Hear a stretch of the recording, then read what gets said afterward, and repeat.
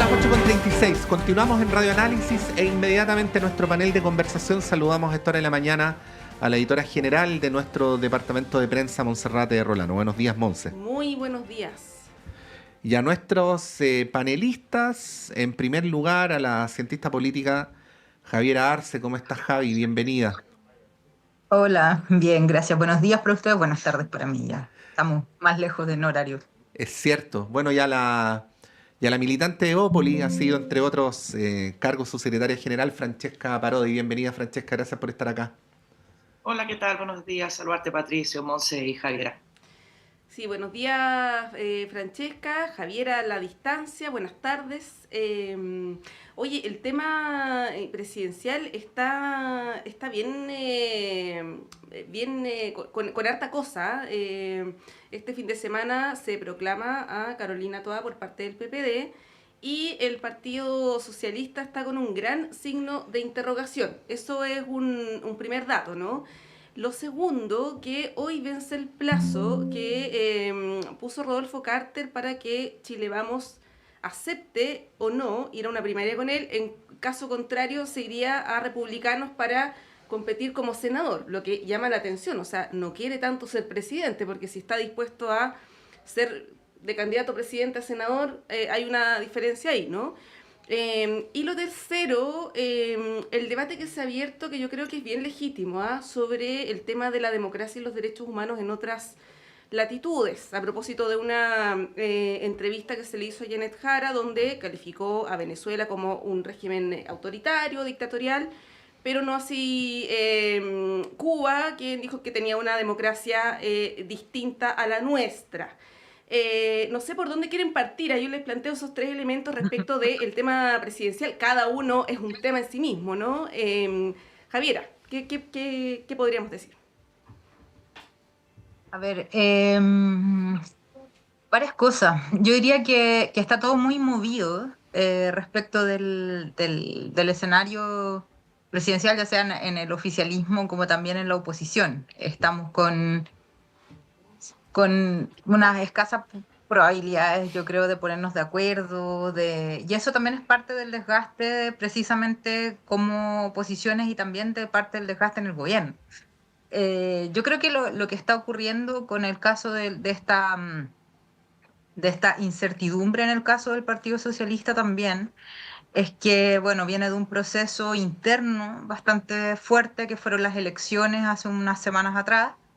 Pero también están pasando cosas que quedan a la vista, que tiene que ver con lo que acaba de ocurrir con la senadora Allende, pero también de una cierta como incomodidad del mismo partido en la alianza o en esta alianza de gobierno compuesta por dos coaliciones que al parecer nunca terminaron de cuajar propiamente tal. Entonces, yo creo que lo que estamos viendo ahora, más allá de... A mí igual, y esto me gustaría hacer una reflexión un poquito más profunda. Bueno, para ustedes no es novedad, yo soy militante socialista hace ya hartos años, desde que tenía 16 años, tengo 40 años. Comprenderán que parte de mi identidad se construyó en base a la política también. Y sí lamento mucho las formas que han tenido muchos analistas de referirse a la presidenta del Partido Socialista, Paulina Bodanovich, respecto de su aspiración a ser candidata o precandidata presidencial, tildando esto de una locura, de una estupidez, como fue lo que dijo Camilo Férez con Pirincho Navarrete. No me acuerdo, ayer estaba escuchando Comando Jungle y Sí, ordinaria, dijo Camilo Férez. Ordinariez, dijo. Sí, una ordinariez. Mira, yo no sé si este trato se lo dan a los hombres también, cuando sin tener ninguna posibilidad de ser candidatos, lo hacen y demuestran su capacidad o su interés por ir a alguna candidatura, incluso sin tener o teniendo menos poder que lo que podría tener la senadora Bodanovich. Y acá yo creo que hay que empezar a poner los puntos sobre las IES. La militante del Partido Socialista, Paulina Bodanovich, sacó más de 5.000 votos personales en una elección interna que además se hace presencialmente. Las elecciones del Partido Socialista, uno va a la sede y vas y además como una fiesta de la democracia, entonces uno va, se encuentra con los compañeros ahí.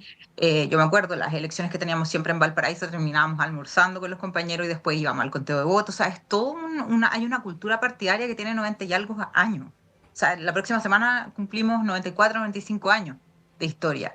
Entonces es un partido que es bastante especial. Entonces yo no sé si es porque casi como de varita mágica espera la gente que las bases socialistas vayan y se movilicen a hacerle campaña a Carolina Toa sin siquiera haber hecho un gesto a la militancia socialista. Y acá, por mucho y muy buenas que sean las personas, los técnicos, las personas que están apoyando la candidatura de Carolina Toa, que me parecen todos de mi mayor respeto y admiración, muchos de ellos, como Andrés Velasco, por ejemplo, acá también hay que pensar que las elecciones se ganan con las movilizaciones de las bases y gente que te esté haciendo campaña. Eso es fundamental. Y yo no sé quién le va a ir a hacer campaña entonces, porque ahí es donde hay que expresar ciertos niveles de conexión con la base social y con la base socialista también, con el pueblo socialista. Y el pueblo socialista yo no sé si estaba tan convencido, como dice Camilo Férez, de esta ordinariez que supuestamente está haciendo el pueblo socialista. Eh, yo creo que algo está ocurriendo y hay que mirar más allá de incluso la senadora Bodanovich y su legítima aspiración de ser candidata. Ujú. Bueno, Francesca, estamos frente a esta situación. Hay algunas noticias así de última hora.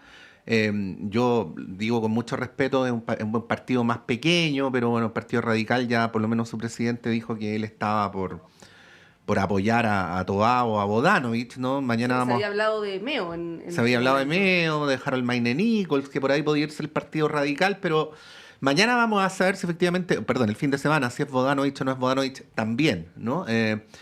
Pero sí llama la atención y quería preguntarte cómo lo ves desde el otro lado, lo que dice Javiera, ¿no? Que es que siendo históricamente el PPD y el PS partidos que han tenido la misma estrategia presidencial, eh, en este caso, nos estamos enfrentando a la eventualidad de que vayan separados, pero además que una candidata como Carolina Toá no genere el entusiasmo descrito por Javier Arce. Aquí yo cito a Arce, simplemente, ¿no?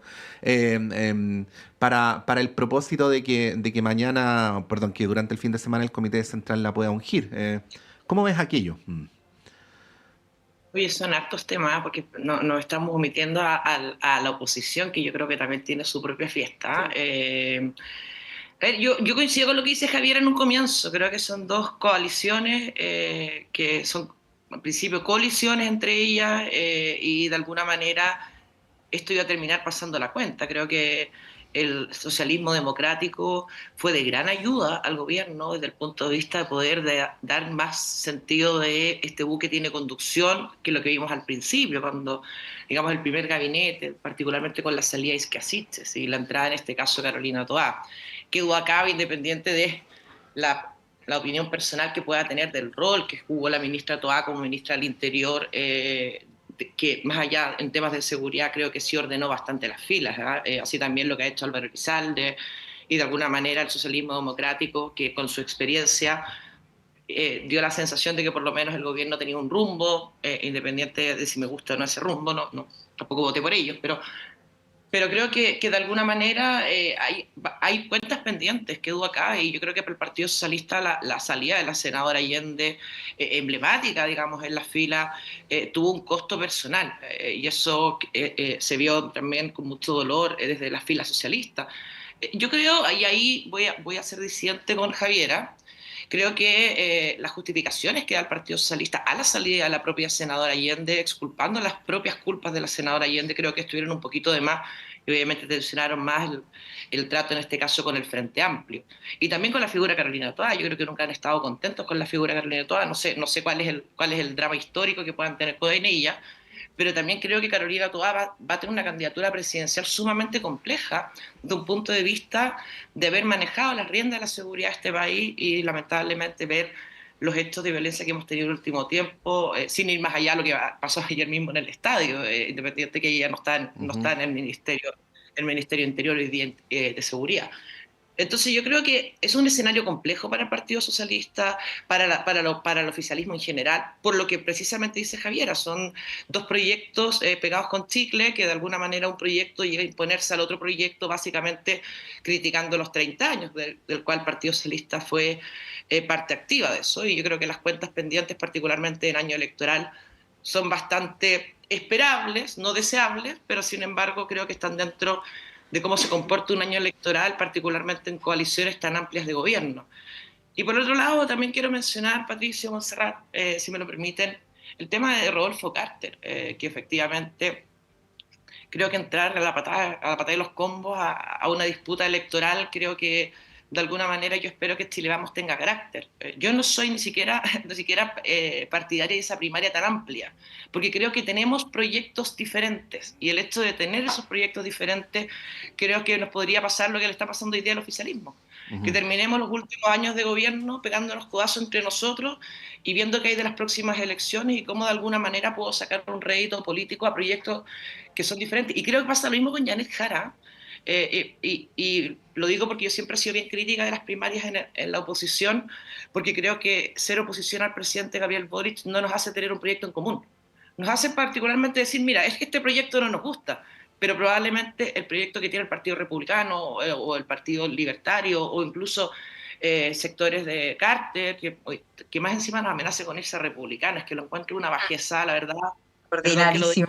Ordinarísimo, ordinarísimo. Perdón que lo diga así que yo espero que Chile Vamos no acceda a ese tipo de chantaje, que me parece que el día de mañana creo que es que no nos aporta absolutamente nada tener un senador más o senador menos que nos anda chantajeando.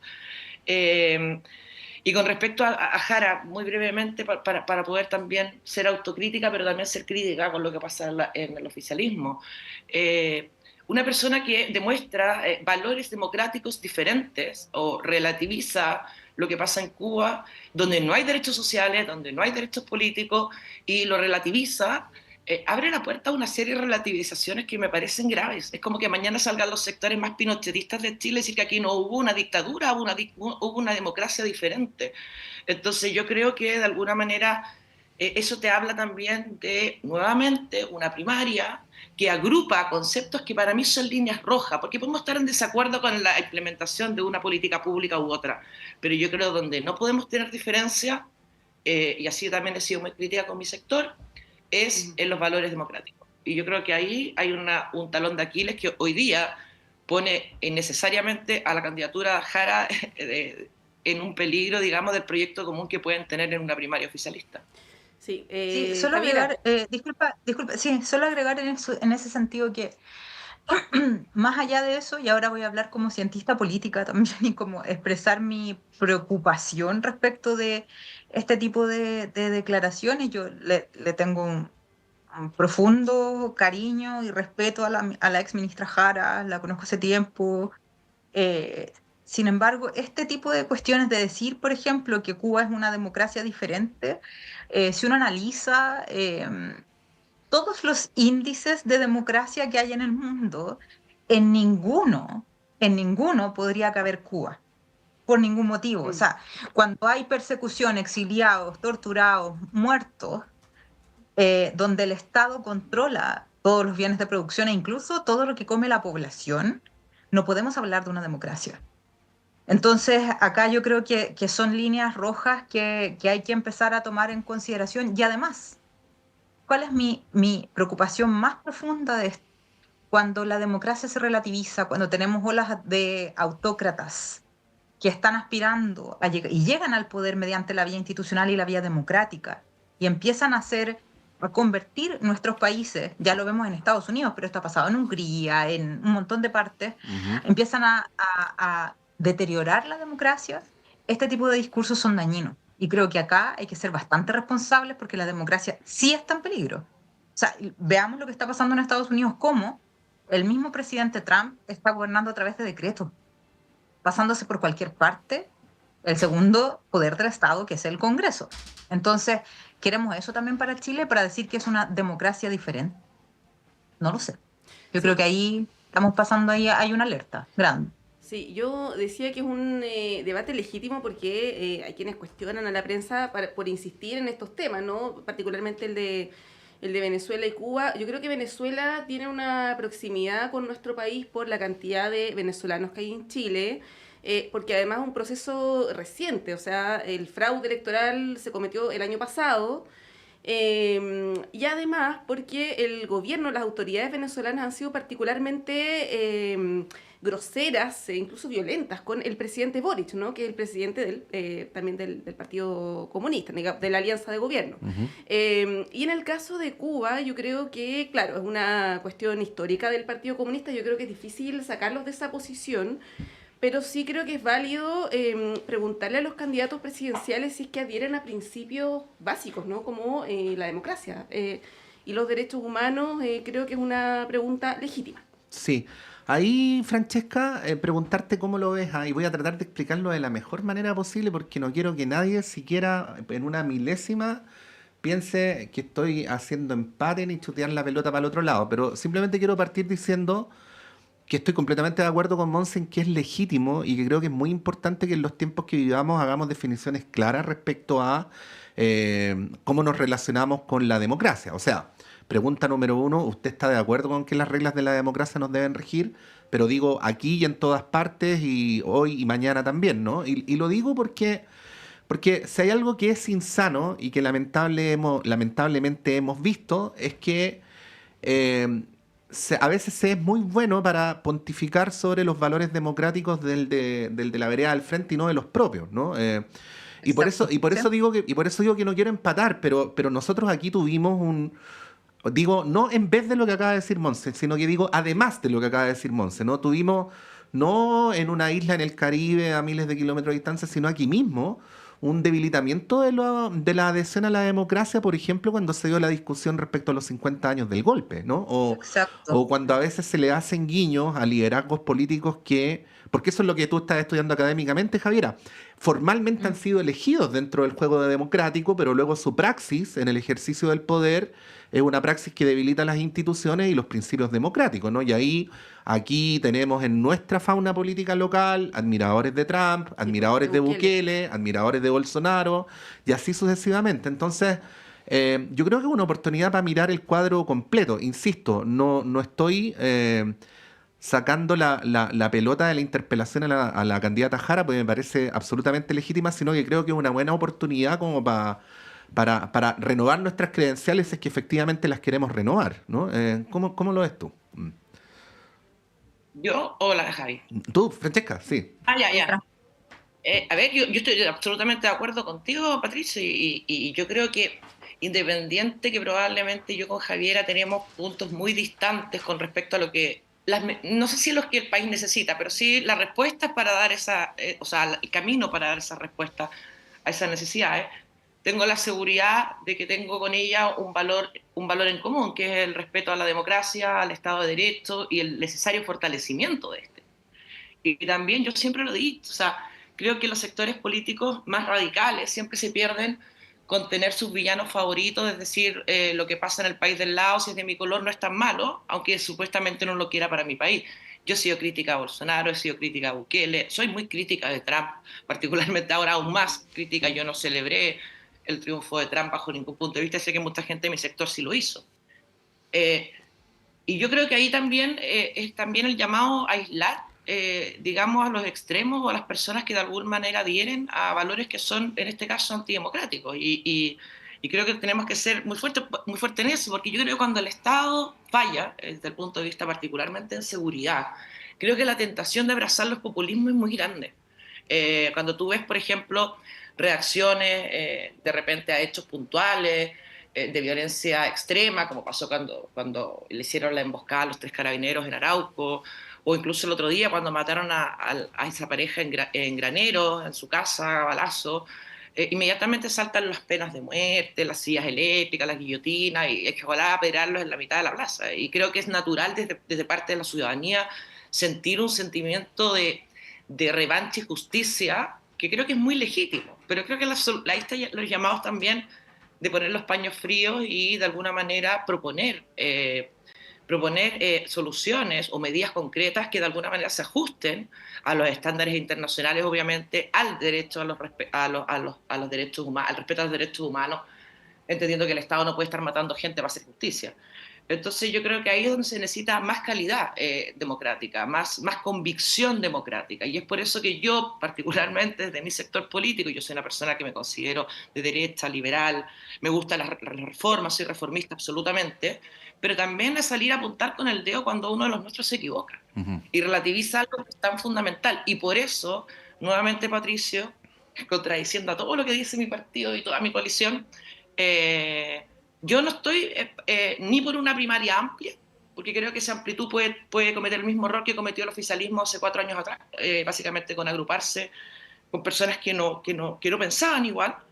Y por otro lado, dar una gobernabilidad al país, pero desde el punto de vista, desde las convicciones y no desde el mérito electoral de la sumatoria de votos, y si con un voto más tengo que meter una propuesta que a mí no me gusta, yo creo que eso no es honesto con el país. Y ahí yo creo que deberíamos tener una Evelyn Matei en primera vuelta y todo el resto de la gente que se considera oposición, que legítimamente quiere competir, encontrarnos en la primera vuelta y proponerle a Chile un proyecto país que yo creo que en este momento necesita, y creo que desde Chile Vamos podemos plantearle con mucha honestidad, más allá obviamente de rendirnos, porque efectivamente si mañana hacemos una primaria con el señor Kaiser, con el señor Kass, con el señor Carter, habla de reciprocidad, es decir, si nosotros perdemos esa primaria con Evelyn Matei, tenemos que apoyar al candidato que sale ganador. Y eso me parece, por lo menos desde mi punto de vista, no muy viable desde mi root personal. Desde mi root personal hablo, yo hoy día soy militante, soy comisionada política porque soy exsecretaria general, pero desde mi root personal yo no estaría disponible para eso.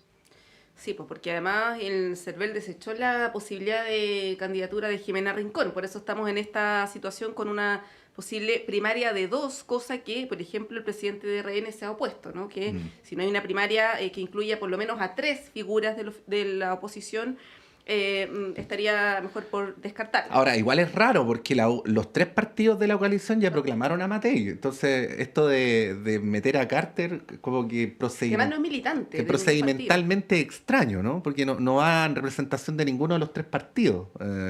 Sí, bueno, en fin. Me parece súper extraño darle tanto protagonismo a una persona que renunció a un partido de Chile Vamos, él era de la UDI, precisamente para chantajear en este momento. Entonces, ahí yo le pido un poco a Chile Vamos más carácter. Dígale al señor Carter que como quiere ser efectivamente senador, que vaya al Partido Republicano y que lo lleven donde quiera ir. Probablemente va a ganar si es una persona que tiene popularidad, pero no marca en una encuesta. Entonces, someter a Evelyn Matei a un personaje que efectivamente es muy, digamos, violento en su manera de preguntar, creo que en este momento a Evelyn Matei no le aportan absolutamente nada, y creo que no son proyectos recíprocos desde el punto de vista de los apoyos electorales posteriores.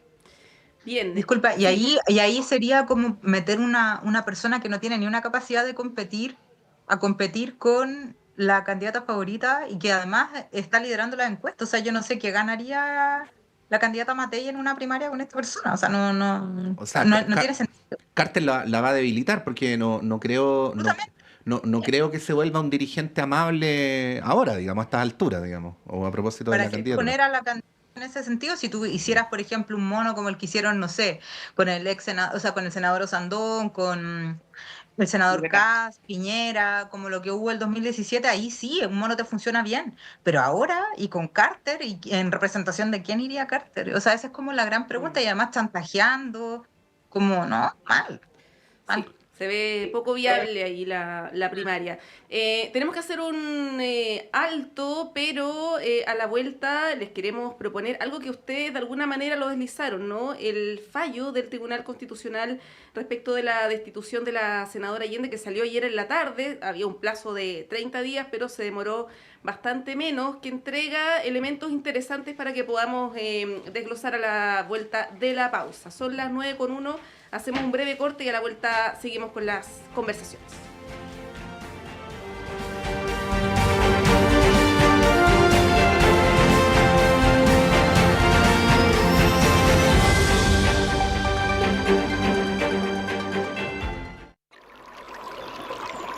Aguas Trayén o Cascada en Mapudungún es la mejor agua purificada con tecnología de última generación. Para más información, visite su página web www.aguastrayen.com.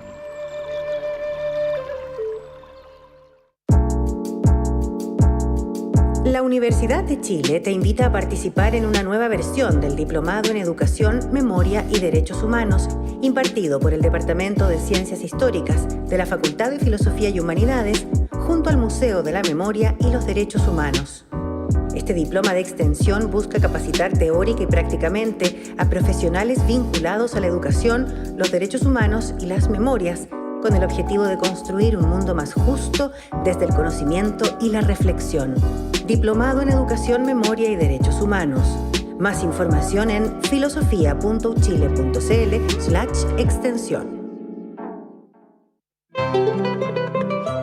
Radio Universidad de Chile los invita a escuchar todos los viernes a las 17 horas Construyendo Comunidad Universitaria, un programa realizado por la Asociación Nacional de Académicos y Académicas de la Universidad de Chile, ACAUCH. Este espacio tiene como objetivo dar a conocer el trabajo de las y los miembros de la comunidad universitaria con acento en lo que hacen, piensan y proponen los académicos con una perspectiva interdisciplinaria. Está dirigido a la comunidad universitaria y a la sociedad en su conjunto. Todos los viernes de 17 a 18 horas, Construyendo Comunidad Universitaria. Conducen dirigentes y dirigentas de ACAUCH en el 102.5 FM y radio.uchile.cl.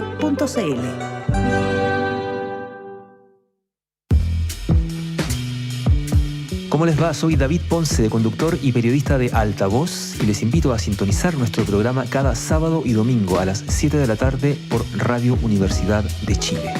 Una hora de noticias y estrenos por Altavoz, con más volumen para la música chilena, por el 102.5 FM y por la señal de radio.uchile.cl.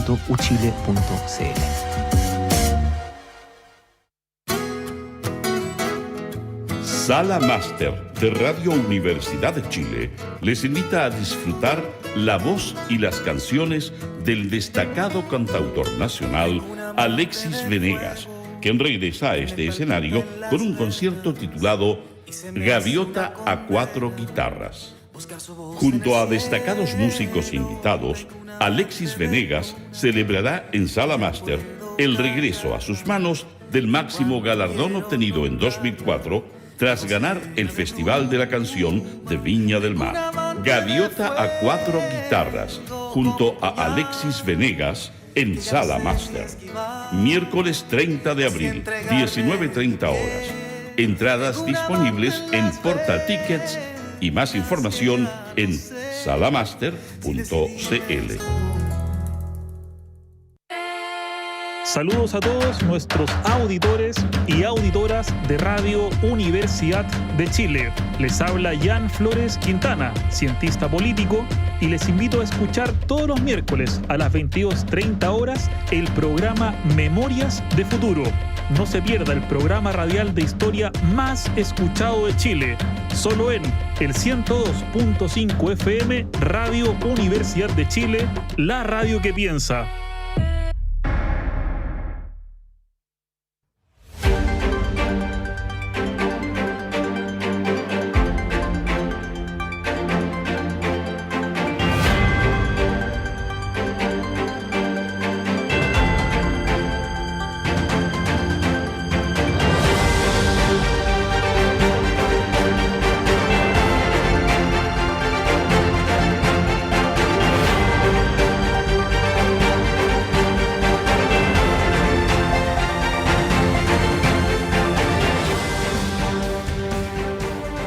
Son las 9:05. Continuamos en Radio Análisis. Estamos con Montserrat Rolano, con nuestro equipo. Aprovechamos de saludar a Ariel, que está hoy día reemplazando a Jaime Garrido, que ayer se fue a celebrar su cumpleaños y no hemos sabido nada de él. Ojalá que vaya a llegar al estadio. No. Pidió formalmente permiso como corresponde en la administración pública. Así es que está Ariel aquí también sumándose al equipo y les saludamos. Está el tema de la Casa de Guardia Vieja y la destitución de Isabel Allende. Me imagino, Javiera, que para ustedes no solamente es un tema racional, sino que es un tema sensible, ¿no?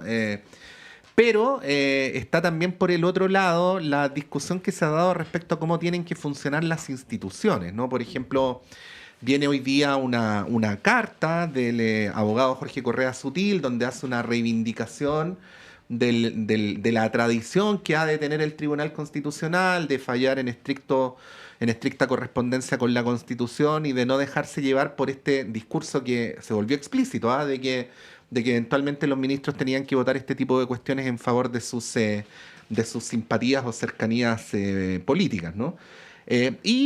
Además, el escrito hace referencia a la voluntad, ¿no? de la senadora destituida. Y este es un dato bien relevante porque la redacción del fallo va en la línea contraria de la argumentación tanto de la senadora como de los senadores socialistas, de que, voy a decirlo así resumidamente, Francesca Javier, de que la senadora habría sido víctima, ¿no? de los errores de otros. Hay una redacción del fallo según la cual ellos consideran que aquí hay una voluntad de la parlamentaria en concretar el contrato y que por lo tanto eso es lo que amerita su destitución. Bueno, lo dejo ahí abierto. Tiene también, como otros temas que hemos tratado, tantas aristas que no me atrevo a imponer algunas. Así es que ahí les dejo el chipe libre. Javiera. Bueno, sí, es un tema complejo, ¿ah? Yo no pensé que esto iba a terminar en una destitución.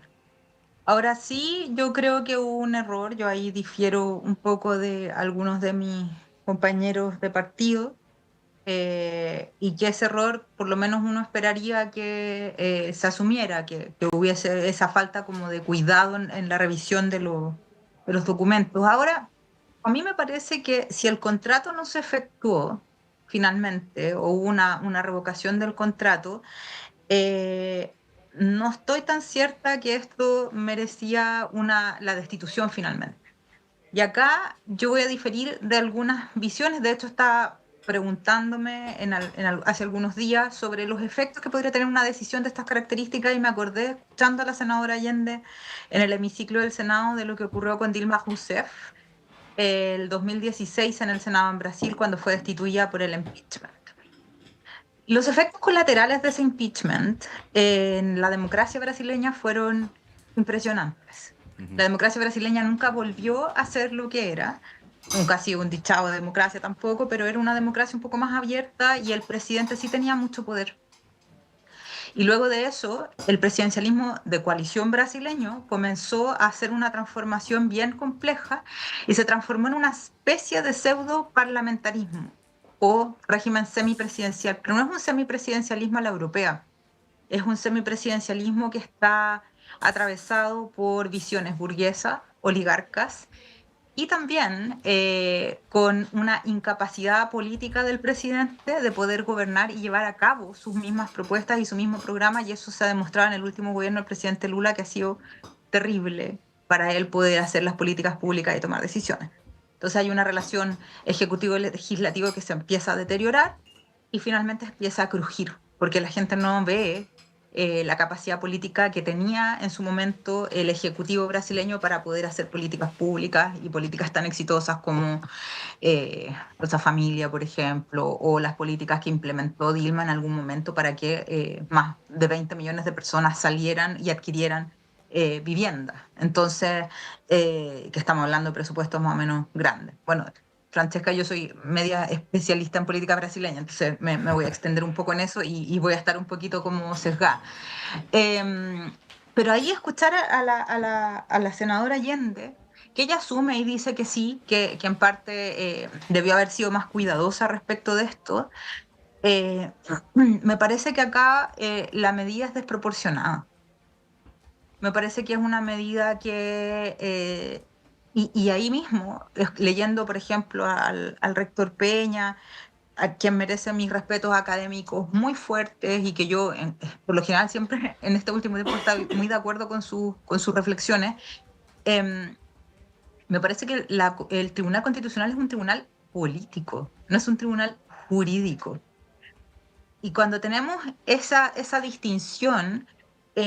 las consecuencias de esto pueden ser la apertura de una puerta al infierno, finalmente, de una institución como el Tribunal Constitucional, porque esta vez, claro, uno puede decir, sí, bueno, hubo un error, no debieron haber hecho el contrato, todo eso yo estoy de acuerdo, Pero ¿qué pasa si en el futuro cambia la composición y tenemos personas más ligadas, no sé, al Partido Nacional Libertario o al Partido Republicano? ¿Qué vamos a hacer? ¿Vamos a ocupar esto también para perseguir opositores bajo estos mismos preceptos? ¿O ahora mismo que se han descubierto Pero ahí, otros ahí, contratos? ahí, Javi, sí, Disculpa. sí. Vamos a destituir a Cruzcoque, vamos a destituir a la Nono Sandón, a Fidel Espinosa.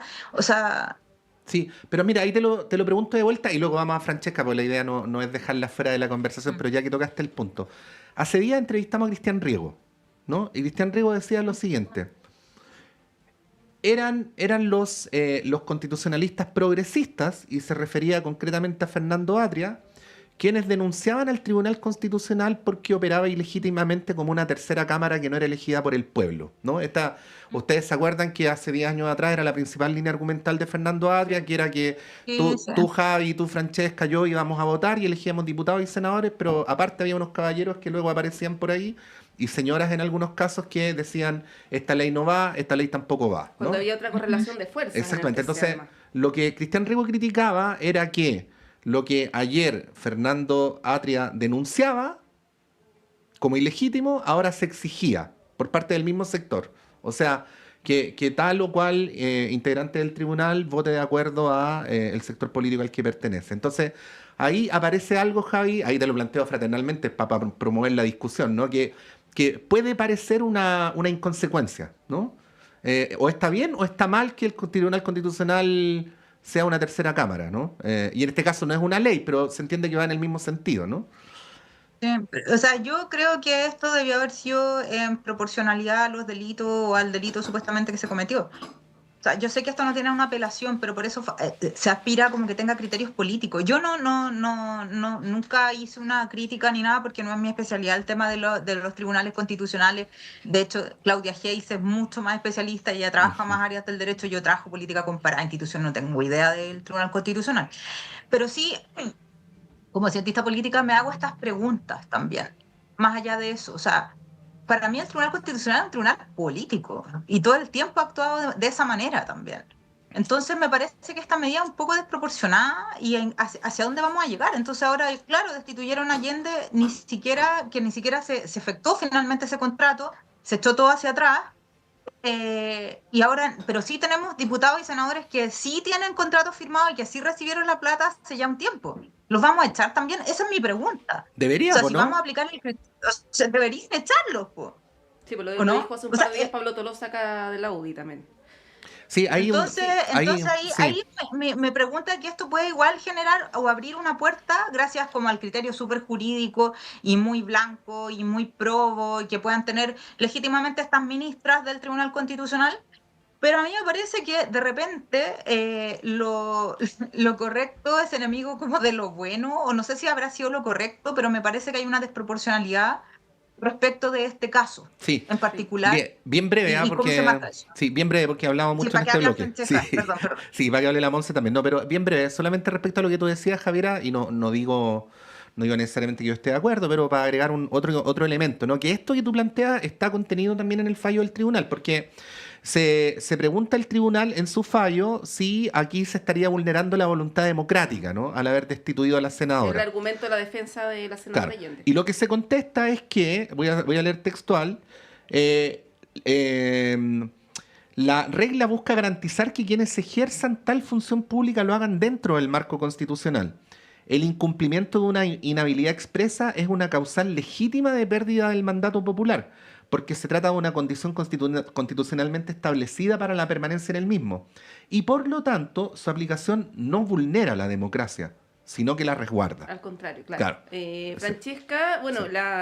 El artículo 60 de la Constitución es explícito, aquí nos hemos explayado bastante y hemos entrevistado a varios especialistas que han planteado lo mismo. La pregunta sobre el precedente creo que es bien interesante, porque hay varios casos que estarían medios complicados con este mismo artículo de la Constitución. Ahí cómo lo ves, porque hay varios que pertenecen a tu sector, incluso a tu partido, ¿no? Y ahí es cuando entran de repente las contradicciones entre los mismos parlamentarios que sostenían con mucha convicción un argumento, pero luego se empieza esto como a desdibujar. ¿Cómo lo ves? A ver, yo creo que, primero que nada, yo creo que el Tribunal Constitucional no debiera ser un tribunal político, bajo ningún punto de vista, y esto ha sido muy crítico a la forma de nombramiento de los ministros del Tribunal Constitucional, y creo que debería ser un órgano absolutamente técnico y resguardar la Constitución. Y en eso estoy de acuerdo con el Tribunal Constitucional, que dice que efectivamente no se traspasa, digamos, el fin electoral, porque de alguna manera resguardar la Constitución y sus normas es principalmente fortalecer la democracia. Y eso yo creo que es bien claro. Yo creo que hoy día, en verdad, saber si la senadora Allende sabía o no sabía que podía o no podía firmar, creo que me parece un argumento en verdad bastante débil, porque estamos hablando de una legisladora que lleva 30 años en el poder legislativo. Entonces, si ella no conoce la Constitución cuando ha impulsado, aprobado o rechazado cambios constitucionales, entiendo que se ha leído la Constitución, y particularmente muchas partes de la Constitución son su propio contrato de trabajo. Es como que yo mañana llegue borracha a la pega y diga, ¿sabes que yo no leí ninguna parte que no podía llegar borracha a la pega? O sea, por sabido que tú conoces tu contrato y cuáles son tus obligaciones y tus derechos también. Entonces creo que, independiente de la responsabilidad que tiene el Ejecutivo en el momento de decirle a la senadora Allende y a la exministra Maya Fernández que tiene esa súper buena idea de comprar la casa, independientemente que yo estuve muy de acuerdo, recuerdo que lo conversamos cuando recién salió el tema en este mismo panel, y dije que me parecía muy bien hacer lo de la casa de Salvador Allende y también la casa de Patricio Aylwin. Pero yo creo que es inexcusable decir que una senadora, con los años de tablas que tiene particularmente, no haya sabido lo que estaba contratando. Y yo celebro el fallo, no porque sea la senadora Allende, a la cual le tengo el mayor de los respetos, pero espero que ese mismo fallo pase con cualquier otro que eventualmente pudiera tener el mismo conflicto de haber celebrado algo que no podía celebrar, si es tan claro como eso. El caso del senador Bruscoque, que me lo mencionaron, conozco el caso porque efectivamente fue sacado hace unos años atrás.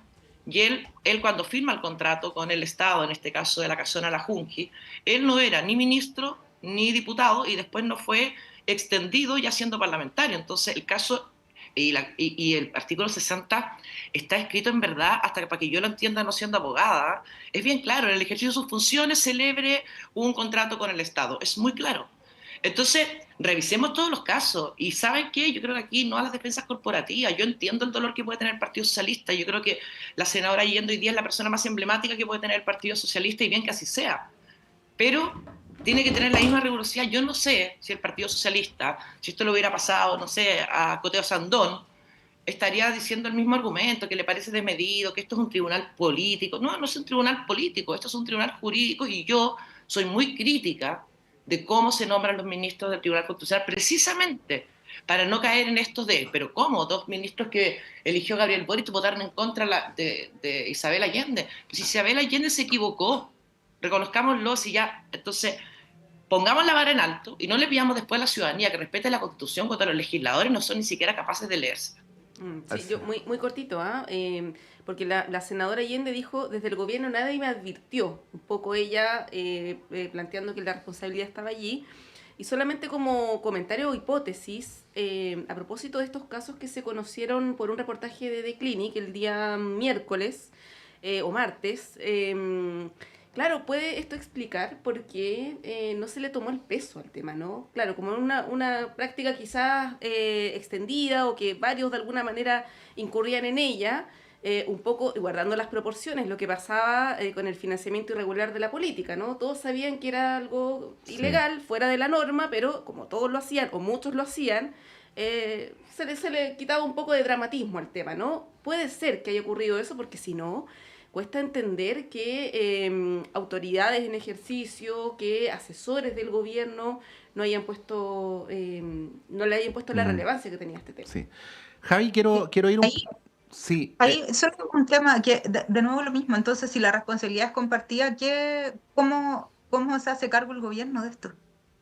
Ya, quería vimos las declaraciones de la abogada esta Moya. El otro día dijo: sí, bueno, yo sabía y lo advertí, o parece que lo advertí, pero como que no me corresponde. Y después salen todos los demás como a decir: no, sí, es que su criterio está súper bien. O sea, yo me mando un condoro de esas características en alguna de mis pegas. O sea, a mí me echan. O sea, porque yo soy en cualquier pega del mundo, Javi. O sea, yo... O sea, No, no, espero que mis compañeros no piensen que estoy amenazando a alguien, pero si aquí en la radio alguien viniera con una de esas, como que no, pues sí, es que es como muy elemental. Pero lo que te quería señalar es lo siguiente, independientemente como de la disputa de quién es la culpa y quién paga los costos, ¿no? El manejo del gobierno, porque si hay algo que independientemente de la opinión que se tenga sobre lo precedente es real, y lo podemos constatar al día de hoy, es que el caso no se cierra, ¿no? O sea, cayó Marcela Sandoval, cayó Maya Fernández, cayó Isabel Allende, han caído varios integrantes de los equipos asesores de los ministerios. Ayer hubo otra renuncia, la abogada Bernardita Nazar, y así sucesivamente. Es como si uno estuviera esperando razonablemente que va a seguir cayendo gente y no se sabe hasta dónde va a seguir y cuándo va a parar el caso, ¿no? Ahí preguntarte en lo más Bueno, estrictamente. Francisca Moya tenía un jefe. Claro, pues y Francisca Moya tenía un jefe y el jefe no era del Frente Amplio, para echarle pelo a la sopa, ¿no? ¿Cómo lo...? Pero está antes de Elizalde. No, está bien. Está No, está antes de bien. Elizalde. Pero, o sea, mi pregunta más bien va más allá de eso, que ya lo conversamos, ¿no? ¿Cómo ves que el gobierno ha manejado el caso, ¿no? En este sentido como del manejo de crisis. Pero, perdón, Elizalde la ha defendido, ¿ah? Sí, la ha defendido, pero todos sabemos la relación que tiene la directora jurídica con el presidente de la República, o sea, son súper cercanos. Entonces también ahí hay un tema. A ver, y ojo, que, bueno, está bien con lo que dice Francesca respecto de que ella tiene cuestionamientos sobre cómo se nombran los ministros del Tribunal Constitucional, pero todas las personas entonces que están nombradas, o por lo menos las que tomaron esa decisión y las que impulsaron esta aprobación de este recurso, tampoco llegaron precisamente por un concurso de alta dirección pública o por un servicio civil o algo así, fueron nombradas por el presidente de la República. Entonces también hay que tener harto cuidado con lo que se está diciendo. Yo por eso hablo como de los criterios políticos para mí. El deber ser, no sé, eso lo ven los políticos. Pero lo que yo veo que es el Tribunal Constitucional es una cámara política. Entonces, claro, no sé, ahí yo ya la resolución fue y esto está cayendo. ¿Por qué digo, retomo este tema con el Tribunal Constitucional? Porque esto le está cayendo al gobierno directamente y esta decisión le está reventando no solo al gobierno, sino que a la coalición. Ese es el tema. O sea, hasta hace 2 semanas podríamos haber pensado, no sé, que el PS podría apoyar a Toa. Después de esto ya prácticamente esto es como una bomba que tiene coletazos impensados. ¿La persecución va a llegar hasta cuándo? ¿Hasta dónde? No sé. O sea, yo espero que esto no llegue al presidente de la República. Pero al parecer la oposición sí va por eso. Uh-huh. Entonces, en varios sentidos esto ha contaminado completamente la discusión y, de nuevo, ¿quién es el responsable y por qué pasan estas cosas? O sea, había una inhabilidad. Porque la pregunta es ¿por qué no se advierte esta inhabilidad? O sea, yo me acuerdo que ese cargo que tiene Francisca Moya, había un personaje que salió por haber cometido una muy mala conducta, un acoso sexual, pero este abogado Carmona trabajó con Lagos.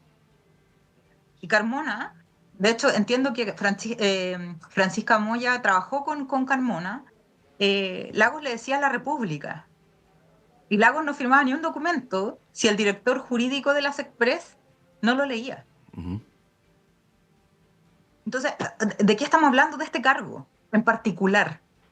Este cargo el que se encarga, es como el gatekeeper, es el que te ataja todos los votos. Javiera, lo que tú estás diciendo es que no hay, es una situación donde no había o no hay las competencias para el cargo, ¿eso es lo que quiero entender? Por eso, sí. O sea, a mí me queda súper claro. Y si ella misma dice, no era mi como función advertir sobre este tema, entonces quizás ¿cuántos decretos más se pasaron así? O sea, si miramos para atrás. Es súper complicado. Entonces, y además de esto, yo no sé cómo vamos a poner fin o cómo van a poner fin a esto, porque ya echaron a Leonardo Moreno, echaron a Marcela Sandoval, echaron a no sé quién, y siendo que desde Bienes Nacionales les advierten que no se podía votar, o sea, no se podía comprar y todavía no entiendo cómo. Y esa es como mi pregunta como gigante que tengo, todavía no entiendo cómo se prosiguió con el trámite de todas maneras. ¿Cuál era la premura de hacer eso, si se pueden devengar recursos y ejecutar a futuro? Entonces no lo entiendo, todavía no tengo muy claro quién finalmente toma la decisión de proseguir con esto a costa de todas estas consecuencias que han sido bastante graves y que van a seguir. en curso. O sea, esto no solamente le explota la coalición al presidente, sino que también le explota al gobierno. ¿Cómo se avanza después de esto? ¿Cómo se generan negociaciones después de esto?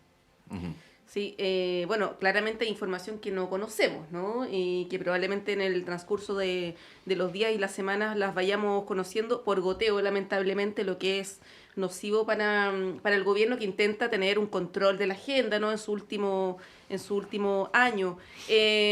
Francesca, te traspaso la pregunta que hacía Pato sobre el manejo justamente de las autoridades del Ejecutivo en este caso, la defensa acérrima a Francisca Moya. ¿Cómo lo has visto? Y la falta de autocrítica, han dicho algunos también.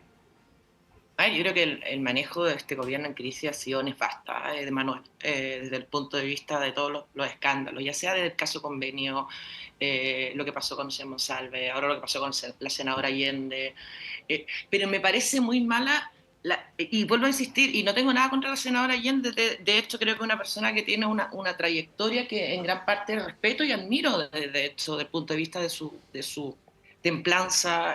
Creo que es bastante más fácil ser agresivo, digamos, desde su parada de la historia, a ser una persona que efectivamente es bastante cauta y bastante de conversar.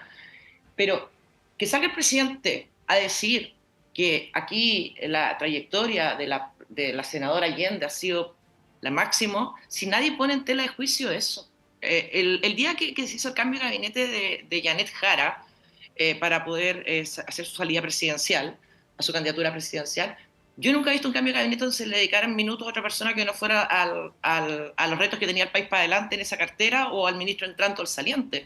Se salió Isabel Allende nuevamente volviendo a instalar el tema en la moneda, y esto es más de un punto de vista comunicacional. Después, ese día nadie más habló de Janet Jara, hasta que tuvo que hablar de Cuba para volver a los medios, y de alguna manera terminamos todo nuevamente en Allende. Entonces, yo atengamos lo que pasó. La senadora Allende firmó un papel que no podía firmar, básicamente porque tenía una inhabilidad, y esa inhabilidad le podía costar la salida al cargo, que fue lo que hizo el Tribunal Constitucional. ¿Que hay responsabilidad del gobierno? Por cierto que las hay, pero la que firma el papel es la senadora Allende, que podría haber sido un papel trampa. Yo no sé si estoy en la teoría de la conspiración, que a Isabel Allende le quisieron hacer caer, o Maya Fernández también. Creo que no. O sea, creo que dentro que puedan tener roce las dos coaliciones de gobierno, creo que aquí hubo una suma de errores. Es un gobierno que es bastante condorero, entonces yo creo que si a mí me hace firmar un papel el gobierno, yo tendría especial atención a quién le estoy firmando al gobierno. Esto es como cuando uno pide un crédito en el banco. Hay que mirarlo bien la letra chica, porque puede ser que uno termine. Pero yo creo que hay una falla inexcusable en la senadora Allende. La senadora Allende no es menor de edad, no necesita una tutela, que alguien le diga no, eso sí, eso no. Ella es una persona que legisla, yo entiendo que se conoce la regla, y no desconozcamos eso. Entonces, es un gobierno que ha sido condorero de todas maneras. Yo tendría mis especiales reparos firmarle cualquier papel a este gobierno, pero eso no excusa, obviamente, la responsabilidad de quien pone la firma, que en este caso es la senadora Allende, en un papel que tenía al frente de su escritorio, que supongo que se leyó bastantes veces, así como se debería haber leído también la Constitución. Bueno, gran tema. Para pesar del gobierno y del oficialismo, creo que no va a ser la última vez que lo tratemos en este panel. Creo que va a seguir por varios días y probablemente semanas más. Javier Arce, como siempre, muchas gracias. Que tengas un lindo fin de semana por allá. Igualmente. Misma cosa para ti, Francesca, que estés súper bien. Muchas gracias, buen fin de semana.